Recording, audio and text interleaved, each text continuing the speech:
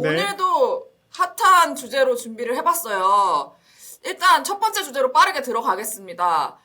일단은 B2B 사스의 시대가 끝났는가 요거에 대해서 얘기를 해보려고 하는데, 일단 최근에 여러 가지 뉴스가 있었습니다. 뭐 한국의 경우에 이제 뭐 카카오가 최근에 탈 오라클을 완료했다라는 기사가 떴고요. 뭐 네이버나 쿠팡도 소프트웨어 같은 거 빠르게 내재화를 하고 있다. 뭐 이런 거는 다들 아실 거고, 네이버 같은 경우는 최근에 한국은행이랑 같이 뭐 중앙은행 소버린 AI 프로젝트도 같이 하고 있잖아요. 이런 식으로 약간 사스로부터 독립하는 흐름이 전 세계적으로 확산이 되고 있는 게 보여요. 뭐 독일에도 뭐 유럽 시총했던 회사가 좀 떨어졌고, 뭐 세일즈포스나 오라클도 하락세다 이런 기사가 뜨는데요. 이거에 대해서 좀 여쭤보려고 하는데, 왜냐하면 이한님이 이전에 이제 뉴스레터 같은 거 발행하셨을 때 약간 예측한 듯한 그런 글을 몇 개 쓰신 걸 제가 기억을 하거든요. 그래서 이거에 대해서 좀 여쭤보려고 합니다. 일단은 보시기에 정말 B2B 사스의 시대가 끝나가고 있나요? 어떻게 보세요?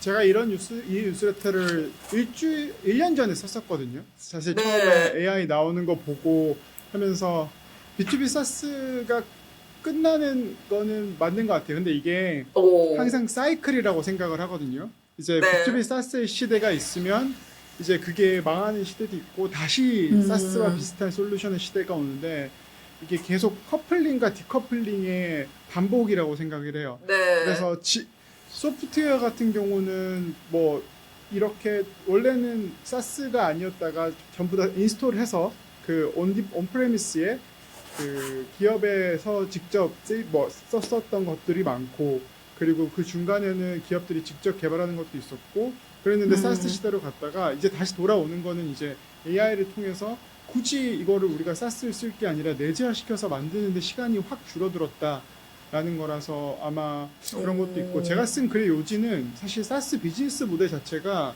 한 사람에 얼마 이렇게 가격을 매겨가지고 돈을 받는 건데, 지금 인공지능으로 하다 보니까 한 사람이 얼마씩 해가지고는 사실 그 마진이 안 남는 거예요. 왜냐면 인공지능 소프트웨어를 쓰는 비용이 너무 비싸니까. 네. 그래서 어떻게 보면은 지금과 같은 그 가격 구조를 유지할 수 없고, 그러면 회사들도 되게 힘들 거다라는 생각을 했던 거죠.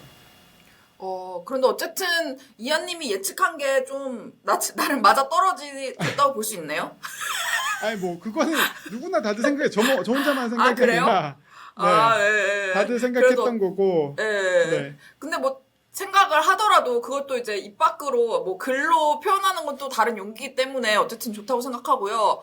그러면은 사스의 종말이라고 하면 완전 끝나는 느낌이잖아요. 근데 또 사스가 뭐 약간 AI를 활용해가지고 더 버전업이 되는 형태라든지 뭐 그렇게 해도 나타날 수 있겠죠?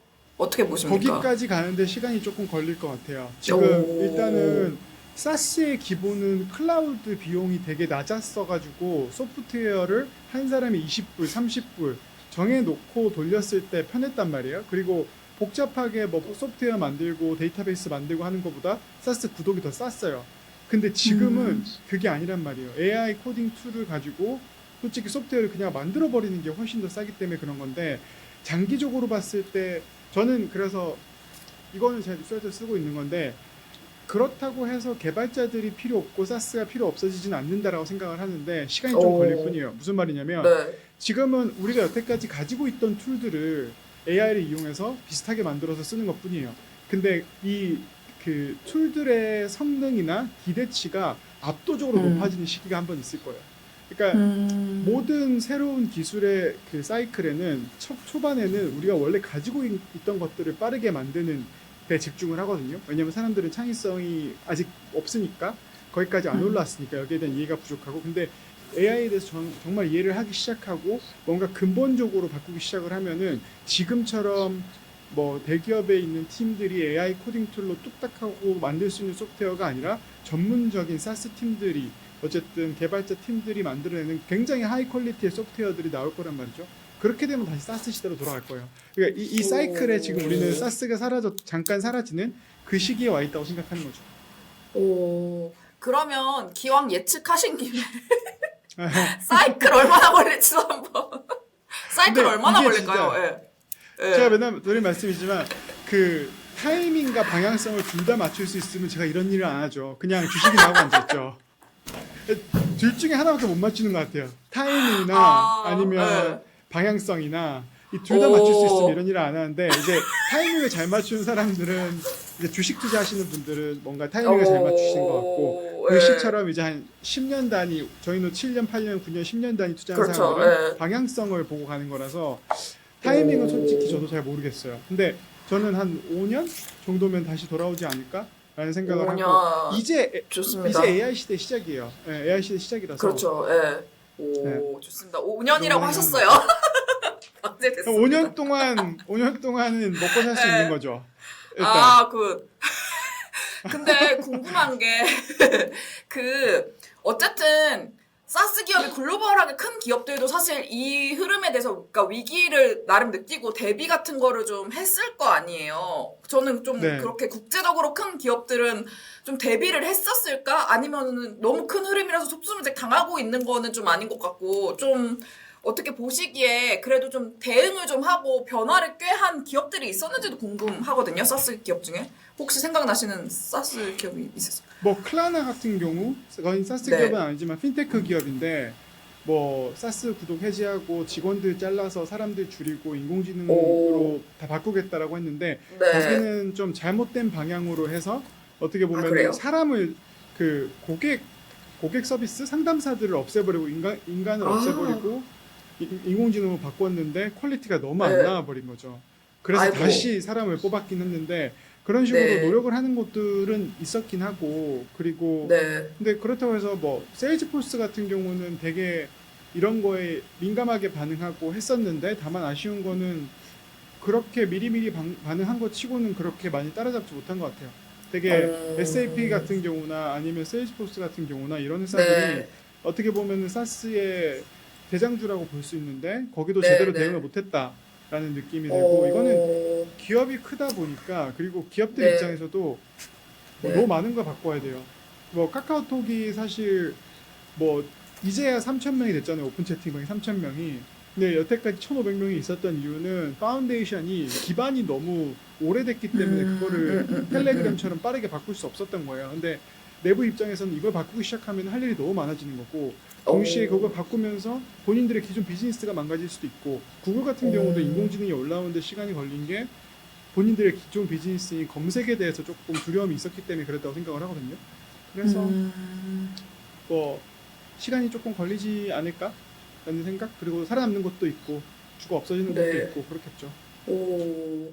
그렇다면 사실 국내에도 한때 사스 바람이 불었던 것을 당연히 아실 거라고 생각하고 사실 국내에도 꽤 유명한 사스 서비스들이 뭐 많잖아요. 뭐 채널톡도 있고 뭐 되게 많은데 국내 서비스들은 이거를 어떻게 대응을 해야 된다고 보시나요? 이게 해외 진출만이 답이 아닌 것 같다는 느낌도 드는데 어떻게 해야 될까요? 근데 한국은 사스의 시대가 없었기 때문에 굳이 걱정을 안 해도 될 것 같긴 해요. 국내에 대단한 사스 기업이 있었나요? 저는 잘 모르겠는데 채널톡 정도가 진짜 유일하게 사스 네. 기업이라고 할 만한 큰 예. 스타트업이라고 생각을 하는데 한국은 어떻게 보면은 미국에서 볼 때는 사스의 볼모지였어요. 왜냐면 대기업들이 자체적으로 만들어버리고 SI가 너무 잘 돼 있고 그러다 보니까 사스를 구독을 하게 만들기가 되게 어려운 환경이었고 그래서 되게 많은 사스 기업들이 해외 진출을 시도를 했고 채널톡이 그거를 성공적으로 하고 있는 것 같고 채널톡 같은 경우도 이번에 그 일본에서 VC하던 이분 갑자기 이름이 기억이 안 나는데 이경훈님, 그분을 이경훈님, 예, 이경훈 대표님을 모시고 가가지고 지금 AI를 한다고 하시잖아요. 그래서 맞아요. 그런 식으로 되게 노력을 하고 있는 것 같기는 해요. 그래서 AI를 도입하는 건데 근데 저는 사실 솔직히 말하면 채널톡을 딱 집어서 하는 얘기는 아니지만 기본적으로 네. 기존 사스 회사들이 AI를 얻는다는 것 자체가 맞냐라는 생각은 좀 들어요. 왜냐면 AI 자체가 기존 사스가 하던 일을 더 쉽게 근본적으로 바꿔야 된다고 생각을 하거든요. 그러니까 제가 맨날 말하는 게 파워포인트를 만드는 걸 빠르게 만들지 말고 파워포인트가 원래 하던 일을 더 잘할 수 있는 도구를 만들어야 된다고 생각을 해요. 그러니까 파워포인트가 하던 일은 비즈니스 커뮤니케이션이라고 생각을 했을 때 우리는 왜 자꾸 파워포인트를 빠르게 찍어내는 것들만 AI를 쓰냐라는 게 제 불만이에요. 그러지 말고 어떻게 하면 AI를 이용해서 새로운 비즈니스 커뮤니케이션 툴을 만들 수 있는가를 고민해야 되는데 근데 그렇다고 해서 뭐 세일즈포스 같은 회사가 사실 기존 사업을 다 엎어버리고 AI 회사가 될 수 없으니까 자꾸 기존 사업에다 AI를 얻는데 그거는 내부적으로 되게 힘들 거예요. 세일즈포스 같은 경우도 기존에 일을 하던 사람들과 그 어떤 구조가 잡혀 있기 때문에 그거를 다 갈아엎기는 쉽지 않아요.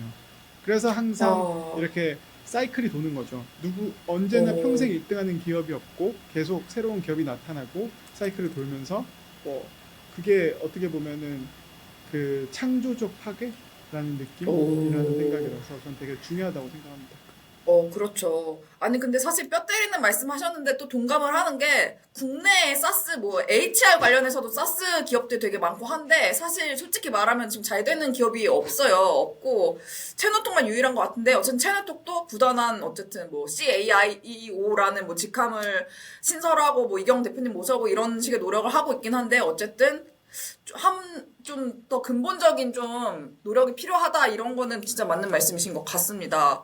근데 이제 듣다 맞아요. 보니까 이게 사이클이 돌면서 또 이럴 때 또 새로운 전복이 일어나고 새로운 뉴 플레이어들이 나타나고 하니까 뭐 사실 뭐 꼭 나쁘다고만은 볼 수 없다고 아니죠. 생각이 네 드네요. 좋습니다. 너무 좋죠. 지금 이럴 때 새로운 기업들이 나타나서 네. 지금 이 기회인 거예요. 사실 어떻게 보면 아직까지 이거를 제대로 네. 하는 회사가 없다는 게 한국도 그렇고 미국도 네. 그렇고 그런 것들에 대해서 생각을 해보면 좋을 것 같아요. 자꾸 가진 걸 빠르게 만들지 말고 그거는 결국 쓸모 없어진다는 거예요.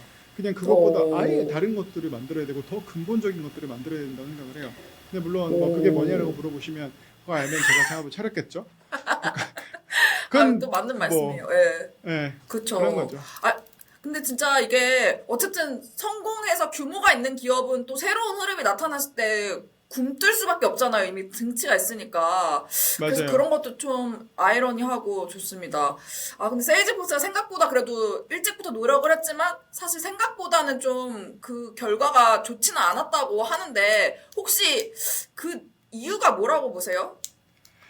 CRM 같은 경우는 원래 되게 만드는 것 자체가 솔직히 손해보는 일이었고 그랬는데 그게 사실 쉽게 만들 수 있었던 거고 그러다 보니까 세일즈포스 입장에서는 그거를 굳이 돈을 받고 여태까지 그 어마어마한 돈을 받고 만들어주던 그 서비스 자체가 네. 고객들한테는 더 이상 어필하지 않는 거예요.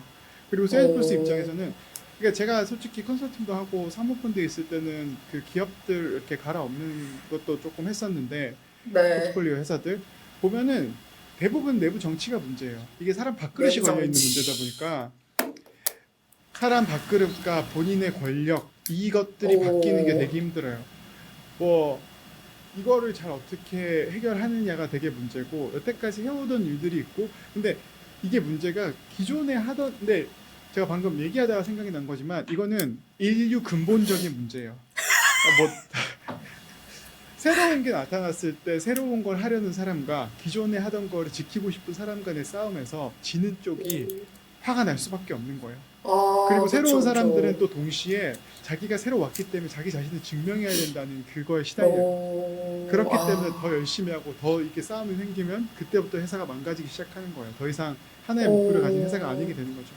근데 이게 어떻게 보면 제가 요즘 고민하는 것도 네. 뭐 사회적인 패러다임도 비슷하다고 생각해요. 이거는 너무 좀 큰 그림 얘기긴 한데 미국이 지금 어떻게 보면 양극화가 심해지고 동시에 그 뭐 갈등이 많아지는 것도 어떻게 보면은 소프트웨어가 들어오면서 제조 산업에 있던 사람들과의 어떤 대응이라고 대결이라고 생각이 되거든요. 네. 그래서 소프트웨어를 하던 사람들을 제조하는 사람들 입장에서는 본인들이 가지고 있던 뭐 국가의 어떤 파워나 권력이나 내부에서의 그 힘을 놓고 싶지 않은데 소프트웨어 사람들이 너무 이렇게 날아가니까 그 사람들 입장에서는 짜증이 나는 거고 그래서 이제 제조업들이 미국에서 나가버리고 해외로 나가버리니까 그러면 소프트웨어 하는 사람들이 주도권을 잡게 되고 이거는 진짜 저도 말하다가 딱 보니까 그냥 새로운 것들이 나타났을 때 그 기존 그 그룹들과의 부딪히는 거는 어쩔 수 없는 것 같아요. 그리고 그게 큰 기업들, 국가들 이런 그 시대가 바뀔 때마다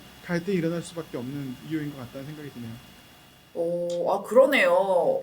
정말 세상 어디에나 정반합의 흐름과 그런 게 있다는 생각이 들고, 좋습니다. 어쨌든, 세일즈포스 얘기를 하다가 이제 약간 역사적인 얘기까지 조금 확장을 해가지고 얘기를 했는데, 이런 건 이한팡님만 짚을 수 있는 얘기가 아닌가 싶습니다. 그 두 번째 주제로 조금 넘어가 볼까 하는데요. 이게 지금 굉장히 많은 분들이 관심을 가지고 있는 스페이스X 상장 관련해서 좀 여쭤보려고 해요.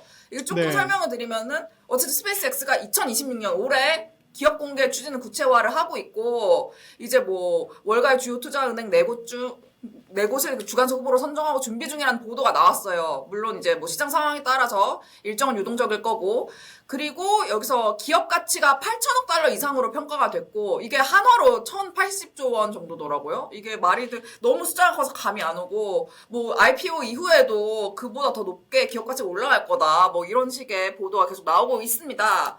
일단은 스페이스X 올해 상장할 것 같은가요? 이하님 보시기에. 이게 사실 제가 이 주제를 얘기하려고 한 게 최근에 브렉스라는 회사가 네. 그 핀테크 회사인데 거기가 네. 그저껜가 M&A가 됐어요. 아, 네. 네네. 그러니까 지금 어쨌든 리퀴디티 이벤트가 생기기 시작한 거예요. 그러니까 현금화되는 이벤트가 생기기 시작한 거예요. 회사가 M&A로 되게 큰 회사들이 M&A로 팔리거나 아니면 IPO를 준비하는 회사들이 생기기 시작한 거고 그게 네. 2026년에 사람들이 기대치가 높은 거예요. 그러니까 돈이 말랐다고 생각했는데 돈이 돈다고 생각을 하고 그리고 네. 지금 어떻게 보면은 메가 IPO에 대한 어떤 기대치가 엄청 높아진 거죠. 근데 그 중에서 가장 올해의 대어는 누가 봐도 스페이스X예요. 아, 가장 그럼요. 넘버 원은 스페이스X고 저 이것도 스페이스X고 저기 뒤에 보이는 이 로켓도 스페이스X 저 스페이스X 개인 주주기도 하고 어쨌든 스페이스X를 굉장히 좋아합니다. 저 막 스페이스X 알지. 네. 네, 실험한 그 로켓 쏘는 날 막 새벽 5시에 일어나서 라이브로 보고 스페이스X 본사도 갔다 왔고 되게 좋아하는데 아, 네. 제 생각에 올해 IPO를 하기는 쉽지 않을 것 같다는 생각을 하긴 합니다. 아, 왜요? 왜? 저는 그 스페이스X IPO가 힘들 거라는 생각이 딱 든 순간이 언제냐면 첫 네, 번째는 언제요? 요즘 소문이 막 도는 게 우주 데이터 센터. 이거 진짜 이런 얘기가 나온다는 거는 아직 네. 밸류를 이만큼 찍을 만큼 상황이 되지 않았다는 거예요. 그러니까 오. 약을 팔기 시작한 거예요. 그러니까 우주 데이터 센터가 되려면 아직 한참 남았어요. 그게 오. 솔직히 말해서 그 정도의 가치가 있는지도 모르겠고 왜냐면 미국이나 그러니까 한국이나 이런 데는 모르겠지만 미국 같은 경우 땅덩어리가 너무 넓어가지고 남는 땅이 네. 너무 많아요. 물론 물도 있어야 되고 기후도 괜찮아야 되고 뭐 그쵸. 인프라가 예. 갖춰야 되는 땅이 그렇게 많지 않다고 하긴 하지만 그렇다고 하더라도 미국이 아니더라도 캐나다도 있고 일단 남는 땅은 진짜 많거든요. 호주도 있고. 네. 근데 거기는 그런 데이터 센터도 있는데 굳이 우주 데이터 센터를 한다는 거는 스페이스X가 본인들의 밸류에이션에 대한 자신이 없다는 거예요. 그래서 뭔가 오. 가장 핫한 테마인 데이터 센터와 우주라는 걸 연결해서 약을 팔기 시작하는 거죠. 저는 이게 자신감의 부족이라고 느끼는 거예요. 물론 우주 데이터 센터가 장기적으로 봤을 때는 뭐 그 지금 모든 데이터 센터들의 고민 중에 하나인 그 열 관리, 발열 관리 같은 부분, 네. 반도체 회사들의 고민이 그거 같은 경우가 우주에서 하면은 상관없다라는 것도 있고, 그리고 뭐 전기 같은 경우도 태양광으로 해결할 수 있다라는 것도 있고, 그리고 멀지 않기 때문에 그나마 레이턴시가 좀 낮다고 인터넷이 빠르게 왔다 갔다 한다고 하지만 그래도 지상에 있는 것보다 훨씬 느리거든요. 그래서 어떻게 보면 시간이 되게 많이 걸릴 일이고, 그리고 그거를 사실은 조그맣게 만들어서 올려가지고 고장나면 버려야 돼요.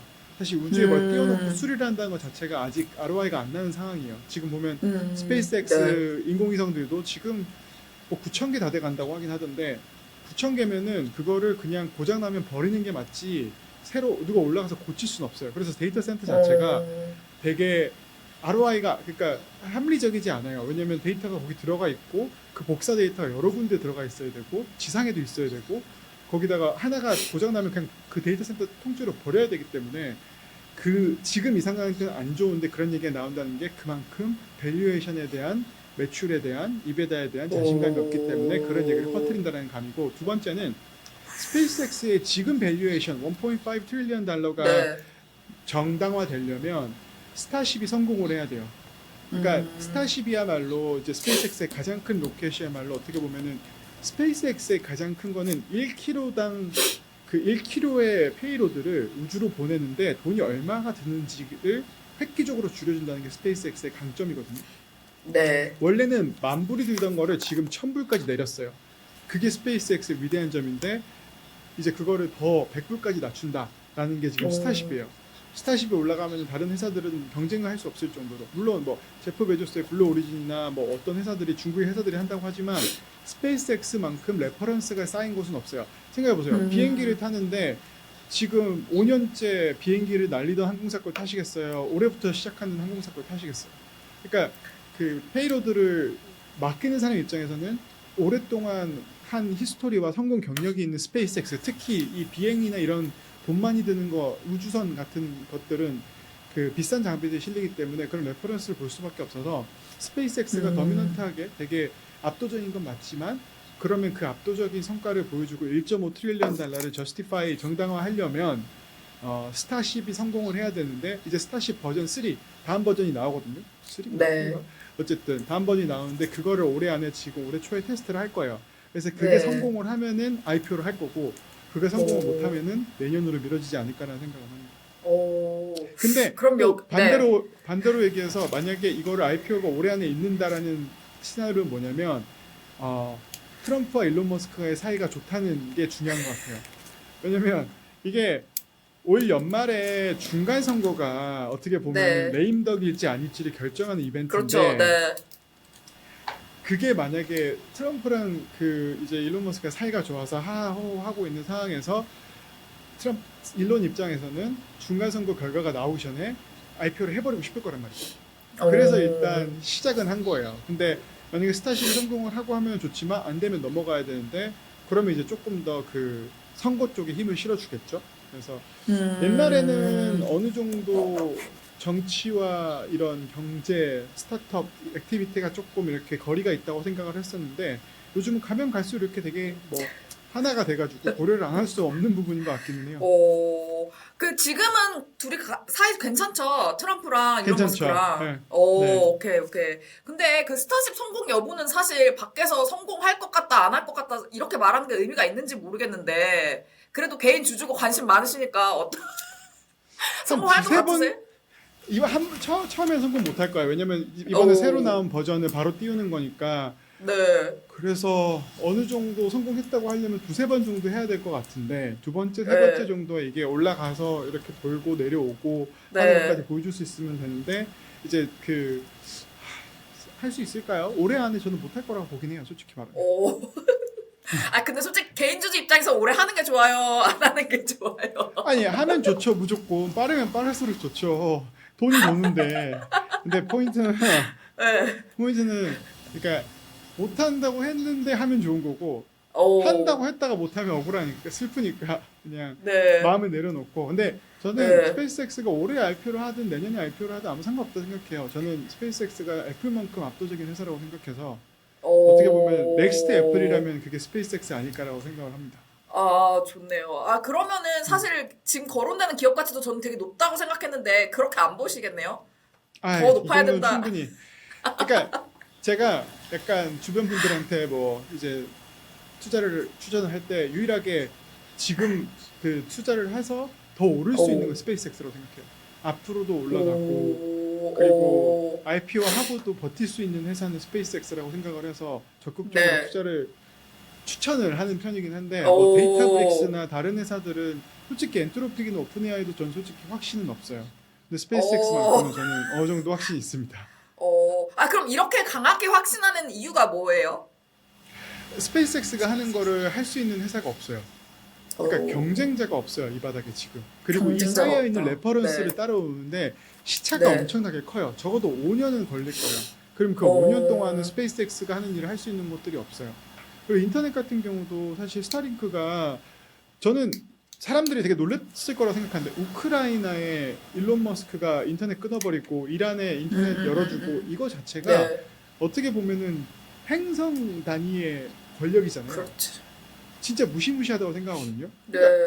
전쟁 나면은, 솔직히 어디 전쟁 나면은 다른 사람이 아니라 일론이 그 전장의 주도자가 되는 거예요. 왜냐면 점점 전쟁하는 무기들이 인터넷이 필요하고 그런 것들이 중요해지고 하는 상황에서 팔란티어가 잘 됐는데 인터넷 안 되면 어쩔 거예요. 약간 솔직히 비트코인도 마찬가지 아니에요? 비트코인 백날 있어봤자 인터넷 안 되면 어쩔 거예요. 이 인터넷이 우리의 가장 중요한 인프라 중에 하나인데, 어떤 나쁜 이벤트가 터졌을 때 그 인터넷을 쥐고 있는 사람이 미국 대통령도 아니고 유나이티드 네이션즈도 아니고 일론 머스크라고 이 스페이스X라는 게 정말 무서운 거라고 생각을 해서 저는 그래서 뭐 정부에서도 미국 정부에서도 그거를 조금 다른 회사들을 지원해주면서 하고 있지만 이미 갭이 너무 커요.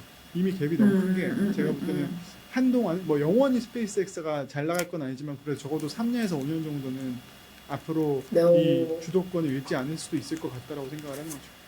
네. 아, 근데 진짜 새삼 이한님의 말로 들으니까 좀 무서운데, 사실 그러면 미국 정부 입장에서는 좀 무섭지 않을까? 뭔가 제재를 하고 싶거나, 근데 뭐 이미 그럴 수도 없는 상황인 건가요?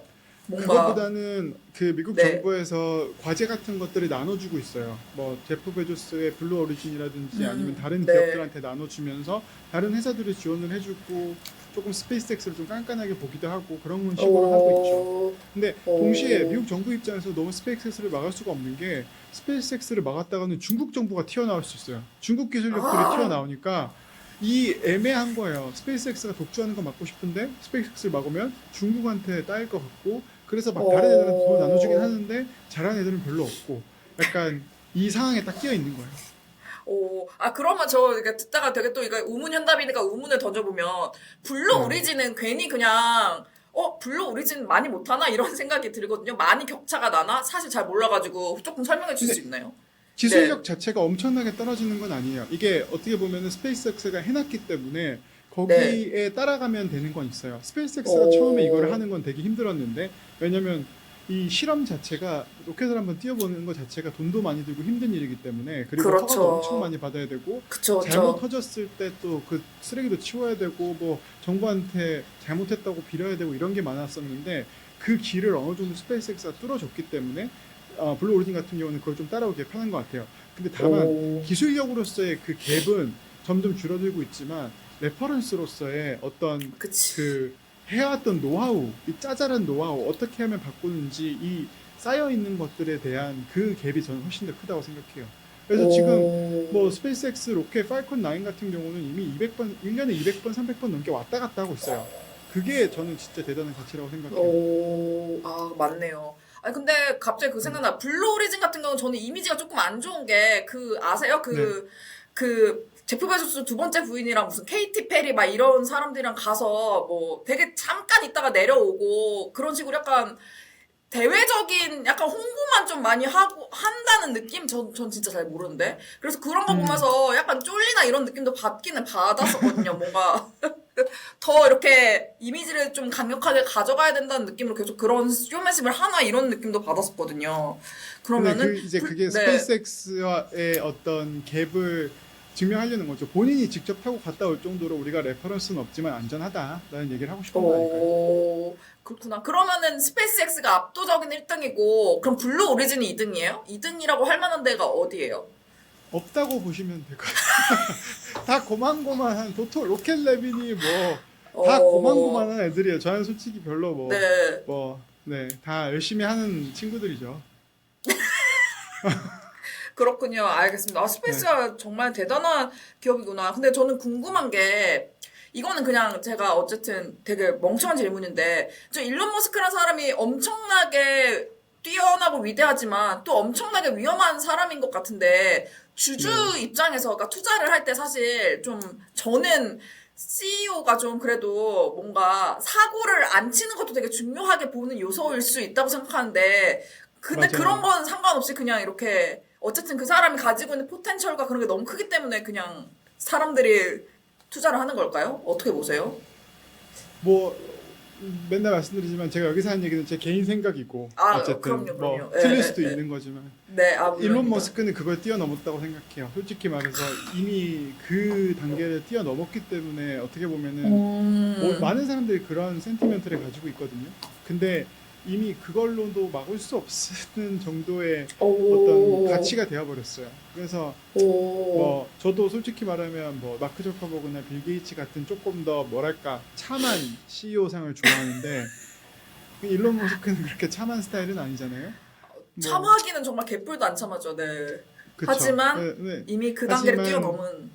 그 단계를 뛰어넘은 팬베이스가 있다. 그건 어쩔 수 없는 것 같다. 그리고 이게 어떻게 보면은 되게 위험한 거라는 생각도 들어요. 그러니까 뭐 일론 머스크가 너무 사실 큰 권력을 가지고 있다고 느끼거든요. 저도. 그러니까 너무 약간 무서워요. 저는. 우크라이나나 네. 이란 이런 거는 진짜 무섭다고 생각하는데 네. 막을 수 없는 지경에 다다라고 있다라는 느낌도 들기는 해서 저도 솔직히 말해서 무섭긴 네. 저는 트럼프도 솔직히 속으로는 일론 머스크 안 좋아할 것 같아요. 뭐 그럴 수도 있을 것 네. 같아요. 진짜 생각하죠. 예. 왜냐면 솔직히 그 잠재력이나 뭐 그런 거 봤을 때 일론 머스크가 훨씬 세잖아요. 그래서 좀 네. 속으로는 네. 제가 사실 그런 뉴스를 또 썼었어요. 둘이 100번 싸운다고. 작년 1월에 썼어요. 이걸 오. 둘이 주인공 둘이 하늘 아래 네. 그때 제목이 하늘 아래 두 태양은 없다였었던 것 같은데 100% 싸운다 하고 결국 싸웠잖아요. 네, 어마어마하게 그쵸, 싸웠죠. 싸웠잖아요, 진짜. 네. 근데 또 비즈니스맨이니까 싸웠다 붙었다 하는 것 같은데 뭐 네. 둘 다 어떻게 보면 에고가 너무 강해가지고 어쩔 수 없는 것 같아요. 둘 다 서로 싫어할걸요. 네, 100% 싫어하겠죠. 일론 머스크가 누굴 좋아할지 잘 모르겠네요. 아무튼간 무섭네요. 근데 이거 여쭤봐도 되나? 나중에 필요하면 뺄게요. 이하님 근데 많이 사셨어요? 스페이스X. 많이는 안 썼습니다. 많이 살걸. 네. 지금 많이 비싸죠? 많이 비싸졌죠? 엄청 비싸졌죠. 네. 그래서 지금 얼마예요? 그 1.5 네. 트릴리언 달러라고 하면 진짜 오. 지금 800이에요. 800. 못 그러니까 800 들어가겠다. 밀리언 네. 달러니까 1.5의 절반 정도라고 생각하시면 돼요. 그래도 이하님은 조금 빨리 샀죠? 저는 훨씬 빨리 사긴 했죠. 야, 그러니까 이게 빨리 사야 돼. 이거 나중에 네. 필요하면 빼드릴게. 예. 말씀하세요. 이 정도는 괜찮아요. 제가 뭐 말한 것도 아닌데. 네. 네, 말씀하시죠. 뭐 말씀하려고 하셨던 거 아니에요? 제가 말 막은 거 아니에요? 아니에요. 근데 빨리 네. 사는데도 대부분 망하기 때문에 이런 게 몇 개 안 네. 돼요. 스페이스X 같은 게. 그때는 몇 년 전만 하더라도 스페이스X 망한다, 비싸다. 맞아. 그런 게 진짜 많았거든요. 근데 맞아. 이렇게 1.5 트릴리언 달러로 IPO한다고 지금 800 밀리언의 라운드 돌 줄 누가 알았겠어요. 다들 망한다고 이거 안 된다고 난리도 아니었잖아요. 거의 다 망한다고 얘기를 했었는데 그러면 이하님이 보시기에 어쨌든 샀으니까 쭉 봤을 거 아니에요. 안 네. 망하고 이렇게 계속 점점 더 위대해지는 가장 큰 이유가 뭘까요? 스페이스X가? 근데 기업 뭐 자체가 잘 하니까 기술력 자체가 이미 증명이 된 거니까 어쩔 수 없는 것 같아요. 그리고 사실 그 어떻게 보면은 스페이스X야말로 꿈을 정말 잘 판 기업이지 않나? 꿈을 잘 팔았다. 인류를 바꿀 수 있는 기업이잖아요. 그러니까 그렇죠. 인류의 역사 자체를 바꿀 수 있는 기업이에요. 그래서 그게 정말 좋은 인재들을 모을 수 있었다고 생각을 하고 저는 그 인재들이 이걸 만들어낸 거라고 생각을 해요. 뭐 누구 한 명이 일론 머스크가 물론 CEO 뭐 지분을 가장 많이 가지고 있긴 하지만 CEO는 따로 있고 그래서 뭐 그 사람들이 잘했다는 것보다 그냥 이 정말 큰 꿈을 비전을 잘 세팅을 해놨고 그걸 보고 모여든 최고의 인재들이 이걸 만들 수 있지 않았나 생각을 하는 거죠. 진짜 말씀하신 게 맞는 게 거기 스페이스X의 인재들은 사실 다른 데로 이직 안 할 것 같거든요. 갈 데가 없죠. 예, 갈 데도 없고 그냥 이미 인한 이상 그냥 이거를 이루어내기 위해서 달릴 수밖에 맞아요. 없고 예, 그게 또 엄청난 해자의 역할을 한다 이렇게 볼 수 있을 것 같습니다. 좋습니다. 어쨌든 정리하면 스페이스X는 어쨌든 스타쉽의 성공 여부가 IPO의 관건이다 이렇게 정리를 할 수가 있겠네요. 좋습니다. 네. 그러면서 이제 살짝 연결이 되는 얘기, 오픈 AI 얘기 좀 해보려고 하는데요. 아까도 살짝 네. 언급을 하셨지만, 근데 오픈 AI가 분위기가 좀 안 좋습니다. 일단 뭐 언론 보도된 것 좀 얘기를 하면은 2027년 중반에 현금이 바닥나고 2029년까지 169조 원 적자를 낼 것 같다는 전망이 나왔고요. 그리고 이제 여기 일론 머스크랑 샘 올트먼이 1월 17일부터 이제 소송전을 시작을 해서 이번에 마이크로소프트까지 함께 고소를 했더라고요. 근데 이제 제가 이걸 꼭 여쭤보고 싶었던 게 사실 이한님은 꽤 오래전부터 이제 오픈 AI에 대해서 마냥 황금빛으로 보지 않으셨기 때문에 그래서 이거에 네. 대해서 많이 여쭤볼 수 있을 것 같아서 제가 이걸 선택을 했는데요. 일단 지금 현재 오픈 AI 상황은 별로 안 좋은 게 맞는 거죠? 어떻게 보시나요? 그렇죠. 일단 오픈 AI 상황이 근데 이게 또 상대적인 것 같아요. 오픈 AI가 워낙 압도적이었기 때문에 상대적으로 안 그러니까. 좋아 보이는 거지. 오픈 AI가 정말 꼴찌고 뭐 망하기 직전이냐라고 하면 또 그건 아니에요. 그리고 현금이 부족한 거는 사실이고 그리고 이것저것 벌려놓은 건 너무 많고 근데 현금이 부족한 거라고 했을 때는 엔트로픽은 안 부족하냐? 라고 했을 때 엔트로픽은 또 부족해요. 그리고 뭐 구글은 안 부족하냐? 구글은 안 부족하죠. 메타는 안 부족하냐? 메타는 안 부족하죠. 그래서 스타트업들은 지금 인공지능 이 네. 모델 스타트업들은 현금이 부족할 수밖에 없는 구조예요. 지금 자체가. 오, 그렇구나. 아, 객관적으로 얘기를 해주셨는데, 근데 사실 이제 느낌적 느낌이란 게 있잖아요. 물론 제가 한국에서 느끼는 느낌이 얼마나 정확할지 모르겠지만, 사실 말씀하셨던 대로 오픈 AI가 되게 압도적이고, 그러다가 약간 그 자리를 내어준다는 느낌을 한국에서도 받고 있는데, 미국에서는 어떻게 보는지도 궁금하기는 하거든요. 어떻게 근데 보세요? 미국도 마찬가지로 구글에 되게 많이 넘어갔어요. 그러니까 오, 어쨌든 뭐 챗GPT가 완전 대명사였다면은 그 지분율이 그쵸. 굉장히 많이 떨어진 것 같고 그리고 특히 B2B 오, 쪽은 오픈AI가 되게 힘들어하고 있다라는 얘기는 많이 들리는데 오, 그거는 이게 근데 이 모든 스토리의 문제는 이게 사기업이다 보니까 정보 공개가 안 돼서 네가 맞네 내가 맞네 하는 부분도 있어요. 그래서 뭐 리서치를 어떻게 하느냐 누구한테 물어보느냐에 따라서 결과가 다 다를 수 있다는 생각은 들고 다만 어쨌든 오픈AI가 미국 현지에서 느낄 때도 옛날만큼의 어떤 뭐 익사이먼트나 도미넌스나 이런 압도적인 것이나 사람들을 흥분하게 한다거나 그런 건 없어졌어요. 이게 오히려 또, 지금 가장 핫한 데는 엔트로픽이에요. 오, 아, 그렇군요. 왜 네. 이 핫함이 넘어가 버린 걸까요? 제가 볼 때는 이거는 솔직히 제가 가장 실수한 것 중에 하나라고 아, 나중에 뭔데요? 물어보면 답할 수 있을 것 같아요. 오, 그러니까 저는 엔트로픽이 이렇게 잘할 줄 몰랐어요. 솔직히 말하면. 오, 저는 오픈AI가 엔트로픽처럼 플레이를 할 거라고 생각을 했어요. 옛날에 처음 오, 나왔을 때 네, 2013년, 네, 2023년 초만 하더라도 2022년 네, 11월인가 12월 나왔으니까 그때만 네. 하더라도 저는 오픈AI가 제가 이렇게 얘기를 했었거든요. 모든 소프트웨어의 백엔드가 될 거다라고 생각을 했었어요. 그러면 B2B 쪽으로 돼서 모든 코딩과 모든 백엔드는 앞으로 오픈AI 통해 돌아갈 거다라고 생각을 했었는데 네. 그거를 클라우드가 엔트로픽이 그쪽으로 이렇게 기세를 잡고 가기 시작하고 오픈AI는 자꾸 B2C로 빠지는 거예요. 비디오 오, 만들기라든지 아니면 뭐 아, 쇼핑이라든지 네. 약간 일반 고객들을 만족시키는 쪽으로 계속 빠지더라고요. 저는 이렇게 할 줄 몰랐어요. 근데 물론 그걸 눈치채긴 오, 했었어야 되는데 뭐 저는 좀 더 B2B, 백엔드, 파운데이션, 기초가 될 줄 알았는데 자꾸 뭐 슈퍼 앱이 되려고 하는 움직임이 보이다 보니까 엔트로픽의 전략이 훨씬 더 잘 먹혔던 거죠. 왜냐면 대부분의 어떤 돈을 쓰거나 그 이런 트렌드에 가장 민감한 사람들은 개발자거든요. 컴퓨터를 네. 매일 만지는 사람이고 그 그렇죠. 컴퓨터를 네. 이용해서 돈을 버는 사람들이다 보니까 그 사람들을 만족시키고 그 사람들을 이렇게 흥분되게 하는 게 중요한데 그런 면에서는 클라우드가 오픈AI, 그러니까 엔트로픽이 정말 잘하고 오, 있다고 생각을 해요. 클라우드 코드가 오, 어떻게 보면은 그 사람들을 위한 개발자들을 위한 뭔가 만드는 그렇죠. 예. 사람들을 위한 것들을 굉장히 포커스를 하다 보니까 거기서 저는 조금 차이가 나지 않았나라는 생각은 들어요. 그러면은 이게 오픈 AI가 B2C 쪽을 계속 확장을 한 것은 전술을 그렇게 잡고 그냥 판단이 조금 잘못한 걸까요? 어떻게 보세요? 그렇게 갈 수밖에 저는 그 없었던, 네. 저는 그렇게 생각해요. 약간 전술을 잘못 짰, 오, 전략을 좀 잘못 짰다고 생각을 하고 어 어떻게 보면은 저는 전략의 실패가 뭐 B2C에 포커스를 한 것보다 전선이 너무 많았다고 생각해요. 전선이 너무 B2C도 많았다. 하고 B2B도 하고 오, 스타게이트도 하고 뭐 브레인 오, 뇌에 들어가는 그 뇌파 칩도 하고 그냥 할 수 있는 걸 오, 다 한 거예요 샘 알트만이. 그러다 보니까 사실 그 회사가 너무 커지고 회사가 음, 커지다 보니까 음, 음. 인재가 많이 필요하고 이게 사람이 많으면 무조건 싸우거든요. 이거는 인간의 아, 본능이에요.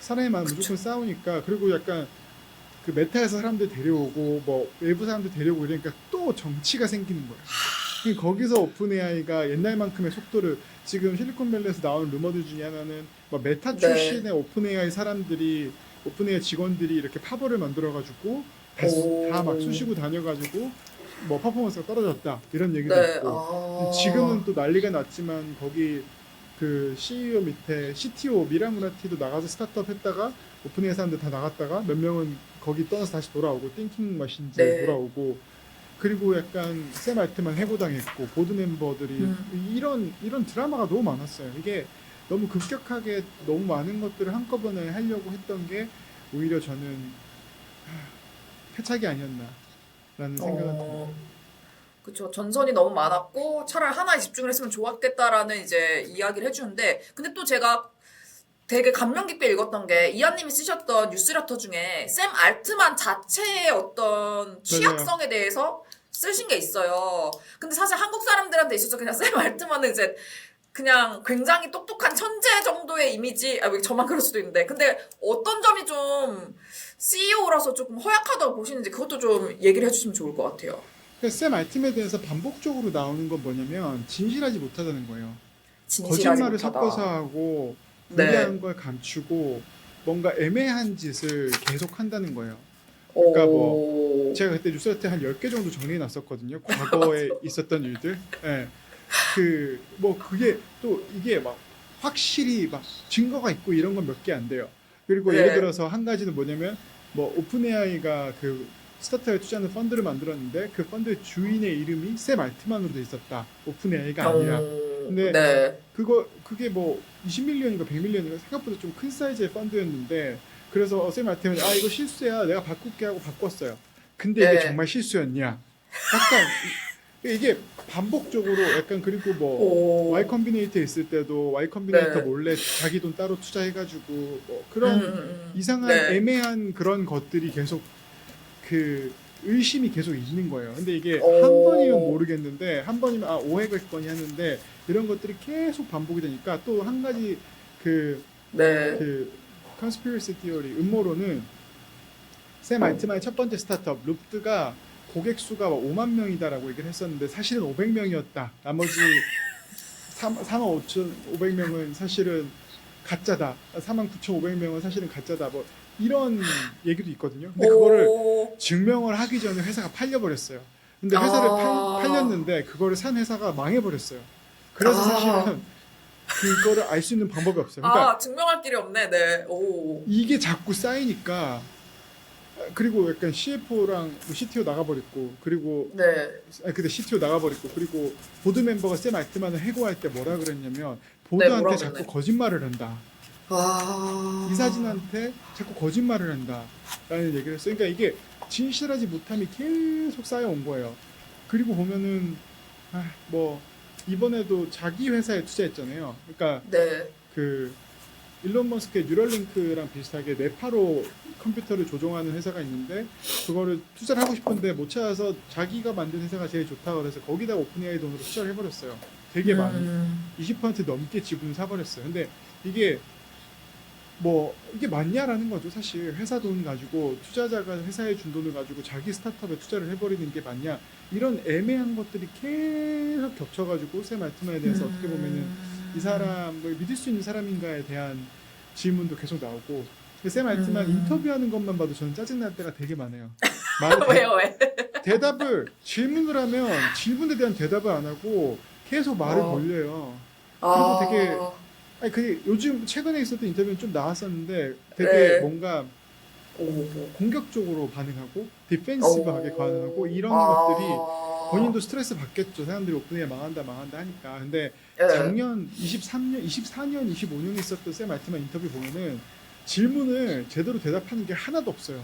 진짜 한 시간짜리 오. 인터뷰인데 자기 하고 싶은 말만 하고 질문이 뭐든 그런 게 너무 짜증나는 거예요. 오. 그래서 아, 재밌다. 그런 면에서 네. 샘 알트만의 리스크가 계속 있다고 생각을 한 거죠. 오. 아, 근데 궁금한 게 이거 듣다 보니까 궁금한 건데요.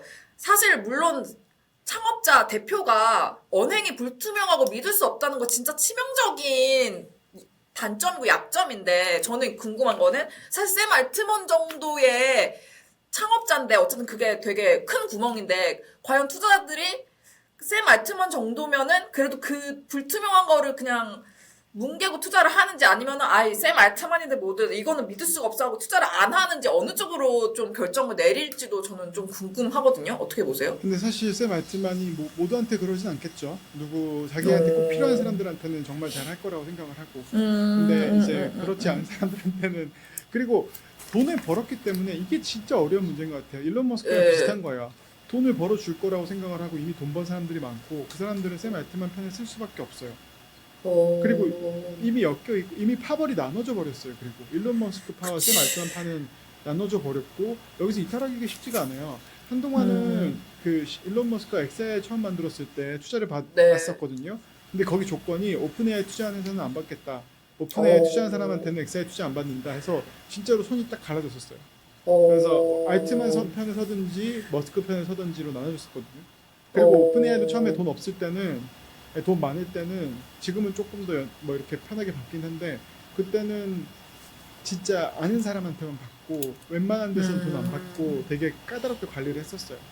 그래서 그 안에 일단 파벌이 나눠졌고 그 팀을 응원할 수밖에 없는 분위기가 돼버렸기 때문에 알트만을 믿고 갈 수밖에 없는 거죠. 근데 샘 알트만도 그렇고 엔트로픽도 그렇고 어떻게 보면은 지금 돈 모으기가 미국 내에서는 힘들어지는 상황이 와가지고 지금 중동을 가고 있거든요. 네네. 그래서 중동 가서 투자 받겠다고 하는데 그게 정말 좋은 사인인가라고 했을 때는 이것도 갈 때까지 갔구나. 약간 위워크 시절에 중동 가던 그런 느낌인가? 약간 그런 느낌도 들긴 하죠. 근데 이것도 우문이 컨셉이니까 합니다. 왜 엔트로픽이나 그 오픈AI는 미국에서 펀딩이 힘들어졌나요? 더 이상 돈이 나올 데가 없어요. 일단 성장세나 이런 거가 옛날에 비해서 꺾였고 그리고 돈이 계속 날아가고 있고 그리고 약간 이 회사들이 지금 돈을 버는 구조가 아니라 이 돈을 펀드레이징을 그쵸, 해가지고 예. 그 돈을 태워가지고 성장을 하는 건데 네. 그러면 이걸 어떻게 해서 돈을 벌 수 있느냐라고 했을 때 결국은 여기 입장에서는 그 비용을 줄여야 돼요. 지금 비용이 너무 높아서 그렇거든요. 네. 비용을 줄여야 되니까 자꾸 데이터 센터를 짓는다고 하고 뭔가 이걸 줄이려고 노력을 하는데 거기도 또 돈이 한참 들어가는 거예요. 그래서 아직까지 돈 버는 비즈니스가 아니라서 그리고 모든 사람들이 지금 그 궁금해하는 거는 엔트로픽이 아마 그 오픈AI보다 먼저 IPO를 시도를 할 거예요. 그래서 네. 이제 S1이 나오잖아요. 이제 네. 그 비상장 기업들이 기업 정보를 공개를 하는 그 서류가 나올 텐데 거기에 이제 엔트로픽의 그 숫자를 모두가 기다리고 있어요. 도대체 얼마를 벌며 얼마를 털리고 있고 얼마를 날리고 네. 있고 어떻게 성장하고 있는지를 모두가 그걸 보고 싶어요. 그래서 사실은 오픈AI 입장에서는 엔트로픽의 IPO가 본인들의 어떤 되게 중요한 바로미터가 될 거예요. 엔트로픽이 정말 잘하고 있긴 한데 숫자를 깠을 때 사람들이 볼 때는 이게 VC들이 볼 때는 와 엔트로픽 이럴 수 있는데 정말 이 그 정상적인 주식 투자하시는 분들이 볼 때는 이게 뭔데가 될 수 있단 말이죠. 그렇게 됐을 때의 시장에 실망이 있다면 그리고 마켓에 실망이 있다면 오픈AI도 힘들어지는 거죠 사실. 그렇구나. 여기서 또 무식한 질문 하나. 왜 미국에서 펀딩 안 되면 중동으로 가나요? 돈이 많아서 그래요. 중동이 돈이 많아서. 단지? 네, 중동이 돈이 많아서. 그리고 중동은 너무 끼고 싶어요. 이런 것들을. 그러니까 이 회사들은 사실 미국 회사들은 중국 돈, 중동 돈 받는 걸 좋아하지 않아요. 왜냐면 정치적으로 문제가 생겼을 때 그쵸, 되게 예. 곤란해지거든요. 그래서 중국 돈은 진짜 안 받아요. 요즘은 절대 안 받는 분위기고 그거를 너무 싫어하고 오히려 돈을 준다 그래도 안 받는 것들이 많고 확인하는 것들도 많고 근데 이제 중동 돈이 그나마 아직까지 조금 남아 있다고 생각을 해서 거기 가서 받고 중동 입장에서는 이제 기름값이 어떻게 될지 모른다. 지금 전 세계에서 기름을 그치. 가장 많이 생산하는 나라가 미국이고 베네수엘라까지 먹었기 때문에 앞으로 더 생산을 많이 할 수 있을 거예요. 그 입장으로 봤을 때는 사실 중동은 어떻게 보면은 존재에 대한 걱정이 생긴 지가 오래됐잖아요. 그래서 새로운 산업을 계속 하려고 하고 그러다 사람들 중국산 눈에 띈 게 인공지능, 스타트업, 벤처라서 거기에 굉장히 열심히 투자를 하고 있는 거고 그래서 이 판에 끼고 싶어요. 계속. 그렇기 때문에 중동에서 큰 돈을 모을 수 있는 거고. 그렇구나. 근데 궁금한 게 어쨌든 너무 납득이 되는데 근데 중동에서도 정보통이 있으니까 얘네가 미국에서 펀딩 못해서 중동으로 넘어오는 거다라는 거를 알면서도 어쨌든 투자를 하고 싶어 하는 거예요? 그렇게라도 그거라도 안 되면은 못 투자를 안 받아주니까. 낄 수가 없으니까. 끼울 수가 없으니까. 네, 끼워주질 않으니까 기다리는 거예요. 옛날부터 끼려고 노력을 많이 했고 그래서 네. 이번에도 아마 하지 않을까라는 생각이 듭니다. 이거 재밌네요. 그러면 보통 미국에서 펀딩 받는 게 모든 창업자들이 제일 원하지만 그게 엷지 않으면 중동으로 간다. 중동 말고 또 맞아요. 이렇게 미국에서 투자가 엷지 않을 때 또 가는 데가 있나요? 중동 말고? 없나요? 없어요. 네. 돈이 어디 있어요? 미국만큼 돈 있는 데가 어디 있어요?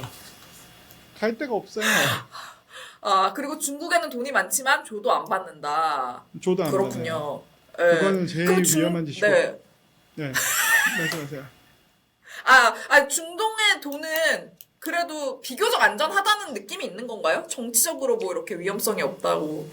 그러니까 비교적 안전한 건데 그래서 사실은 중동 가는 것 자체가 레드 플래그긴 해요. 아, 중동까지 가? 그렇구나. 이런 느낌이에요. 위워크도 오. 중동 갔었는데 약간 이런 느낌이라. 아 그러니까. 맞다, 일본도 있잖아요. 네. 일본 그러니까. 소프트뱅크. 잠깐만. 소프트뱅크를 갔다가 중동 가는 거는 우리가 한번 본 적이 있는데. 그 사람 뭐 하고 있지 기시감이, 지금? 뭐가 겹치는데. 언젠가 어떤 회사였지? 공유 오피스? 어쨌든. 그러네. 이렇게 확 스쳐 지나갔네요. 좋습니다. 그러면은, 일본, 중동. 그러니까 돈 있는 데가 별로 없구만.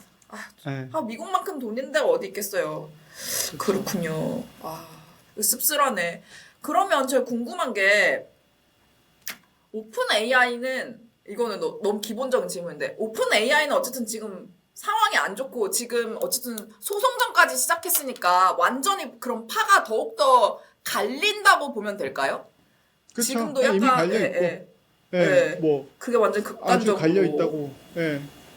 사이가 진짜 안 좋아요. 네, 트위터에서 대놓고 싸울 정도로 사이가 진짜 안 좋은 것 같아요. 진짜 참 대단한 사람들인데 참 유치한 것 같기도 하고. 근데 궁금한 게 그러면 엔트로픽은 어느 라인이에요? 그냥 제3이에요? 엔트로피는 제 3이죠. 제3 쪽은 어디 있어요? 엔트로픽이 제3이고. 근데 완전한 제3이라는 게 있을 수 있나요? 그래도 친화, 조금 더 친화적인 그런 쪽이 근데 있어야 되는 거 아닌가? 엔트로픽은 그냥 약간 깍두기 같은 느낌이긴 한데요. 약간 이 줄의 싸움에도 끼지도 않고 어떻게 보면 또 중간에서 잘 하고 있으니까 그렇다고 막 공격할 게 막 있는 것도 아니고. 일론 머스크랑 샘 알트만의 싸움은 일론 머스크가 오픈 AI 보드 멤버고 처음에 투자를 했었기 때문에 계속되고 있는 거고. 근데 뭐 엔트로픽 같은 경우는 뭐 딱히 걸고 넘어질 게 없는 거죠, 사실. 그 엔트로픽이 먼저 IPO를 준비할 거라고 말씀을 하셨잖아요. 네. 그리고 이제 숫자가 나오는 걸 이제 시장이 기다리고 있다고. 근데 그 숫자가 사실 좀 일반 주주들이 보기에 할 확률이 높지 않나요? 지금 거기도 비용을 되게 많이 쓰면서 그렇게 맞아요. 갈 테니까요. 그쵸? 맞아요. 근데 그거를 어떻게 스토리를 푸느냐가 되게 중요할 것 같다는 생각을 합니다.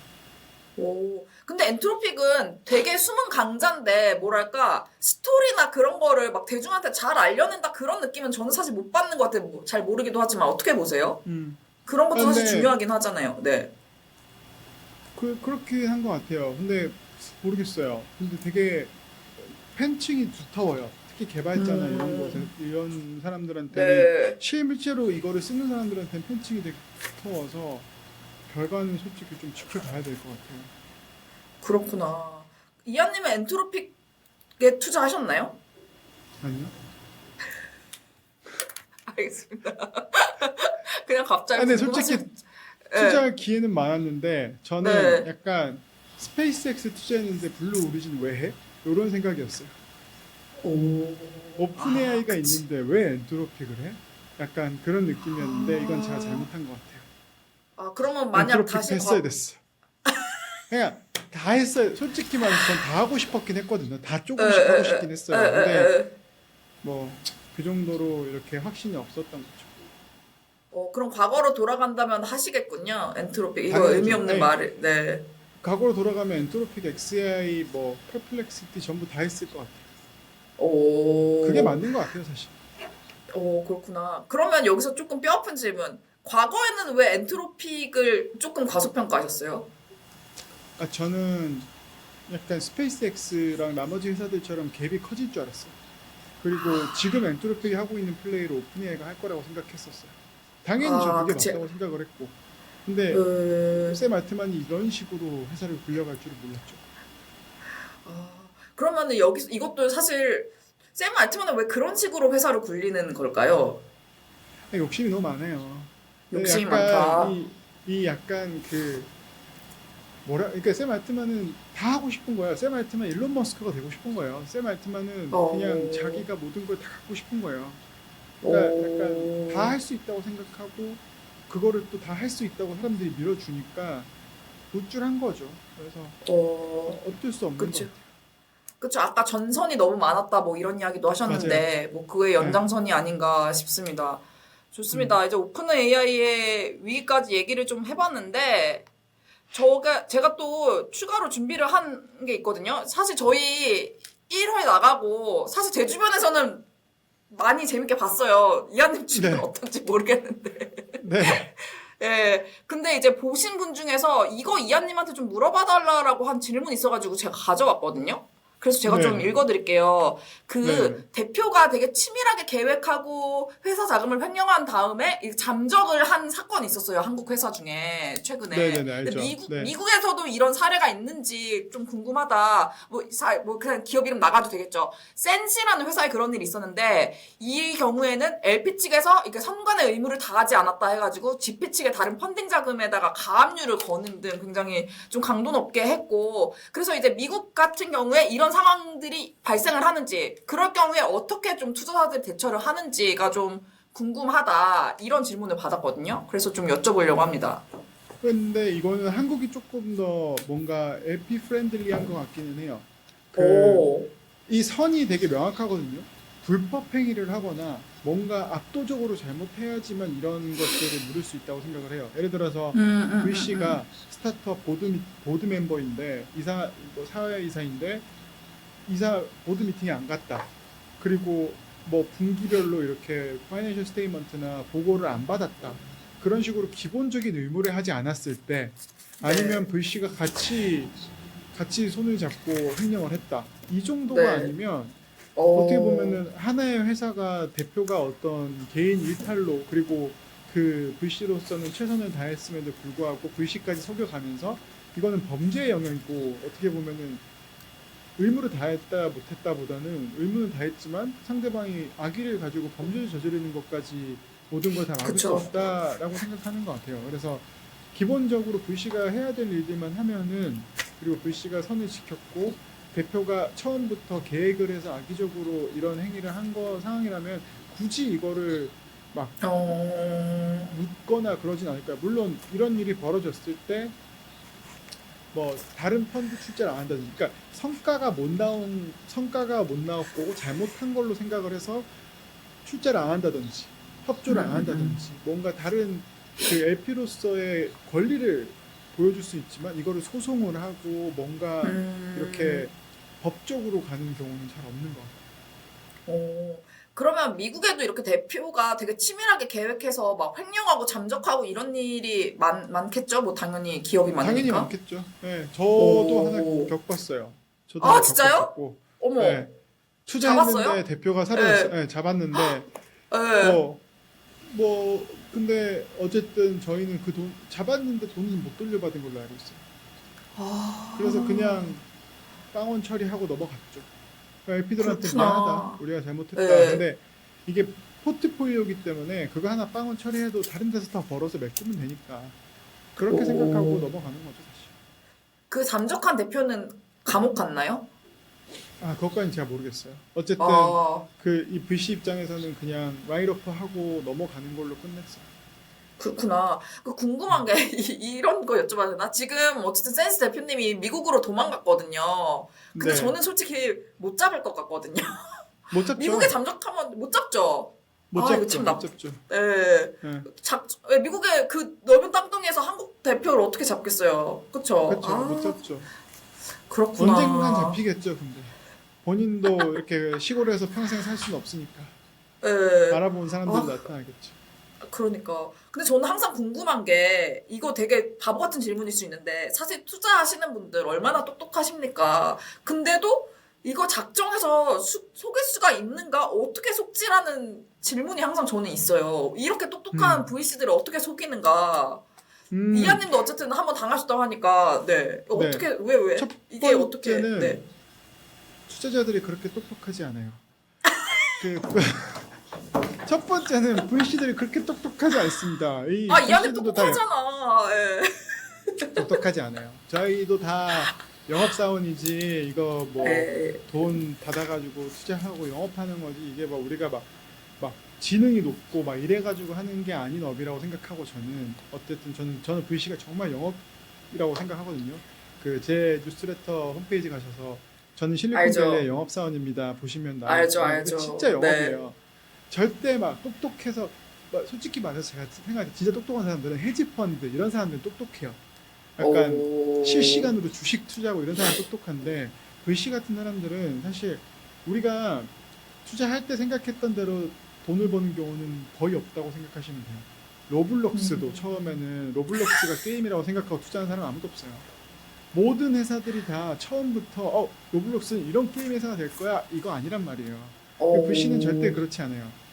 그리고 두 번째 같은 경우는 이 VC가 회사를 하나만 투자하는 게 아니에요. 보통 20개, 30개, 40개거든요. 하나하나 챙길 시간이 없어요. 그리고 관리도 다 해줘야 되고 펀드레이징도 다 도와줘야 되고 나도 펀드레이징 해야 되고 나도 신규 투자해야 되고 이게 일이 너무 바빠요. 그래서 이미 투자한 회사의 이 모든 걸 하나하나 챙기기가 쉽지 않다는 거. 그리고 VC 입장에서는 솔직히 말해서 내가 센시의 50% 주주다, 60%, 40% 주주다. 그러면 챙기겠죠. 끽해봐야 10%예요. 날려도 뭐 어쩔 수 없지. 대신 나머지 49개가 잘하겠지. 이런 마인드이기 때문에 이거를 막 24시간 붙어가지고 보거나 그러진 않아요. 그래서 어떻게 보면은 횡령까지는 기대하지 않지만 대부분 망할 거라고, 기본적으로 VC에서는 투자한 회사의 50%가 망할 거라고 가정을 하고 시작한 업이에요. 그러니까 50개 중에 하나인 거죠. 이 횡령 사태도. 다만 횡령이기 때문에 법적으로 처벌을 해야 되고 화가 더 나는 건 있지만 망한 것 중에 하나라고 생각하면은 VC 입장에서는 엄청나게 큰 일은 또 아니에요. 이게 감정적으로 짜증이 날 뿐이지. 그렇구나. 감정적으로 짜증이 날 뿐 사실은 뭐 그렇게 흔하지도 않은 이벤트다. 근데 그쵸. 솔직히 영업사원이라고 하셨지만 영업이 제일 중요한 거 아니겠습니까? 맞아요. 모든 일은 영업이죠. 그러니까 모든 일에 항상 그 상단에는 영업이더라고요. 그래서 저는 맞아요. 영업도 매우 중요한 일이라고 생각을 하고요. 영업이 제일 좋습니다. 중요한 일이라고 생각해요, 저는. 네, 알고 있습니다. 그래서 저는 존중을 하고 있고요. 아무튼 이렇게 오늘 준비해본 4개의 주제를 가지고 이야기를 나눠봤습니다. 혹시 이하님 더 이야기하고 싶으신 주제나 멘트 같은 거 있으신가요? 아니요, 뭐 저는 맨날 드리는 말씀이지만 제 개인적인 생각이고, 네, 사실이 아닐 수도 있고 틀릴 수도 있고 그냥 네. 단점만 공유해드리는 약간 오락처럼 소비하시면 좋겠습니다. 제 말 들어서 엔비디아 투자 안 했다가 돈 못 버신 분들 진짜 많아요. 그러니까 스페이스X 저는 좋아요. 저는 더 투자할 건데 여러분들은 네. 하지 마세요. 왜냐, 떨어질 수도 오. 있어요. 그러니까 제가 책임져 주는 거 아니니까 그냥 여러 맞아요. 의견 중에 하나로 생각하시고, 네. 제가 요즘 그 미국 친구들이랑 하는 팟캐스트 이름도 Not Investment Advice거든요. 이거는 투자에 대한 조언이나 투자에 대한 조언이 아닙니다. 그래서 그냥 그렇습니다. 이런 식으로 보는 사람도 있다 정도로 이해해 주시면 좋을 것 같습니다. 좋습니다. 아무튼 보시는 분들도 너무 진지하게 받아들이지 마시고 가볍게 즐겨주시길 바라겠고요. 그러면 오늘은 이쯤에서 마치는 걸로 할까요? 네, 좋습니다. 네, 좋습니다. 오늘도 너무 감사하고요. 저희는 2주 뒤에 또 뵙는 걸로 하겠습니다. 감사합니다. 감사합니다. 고생했어요, 기자님.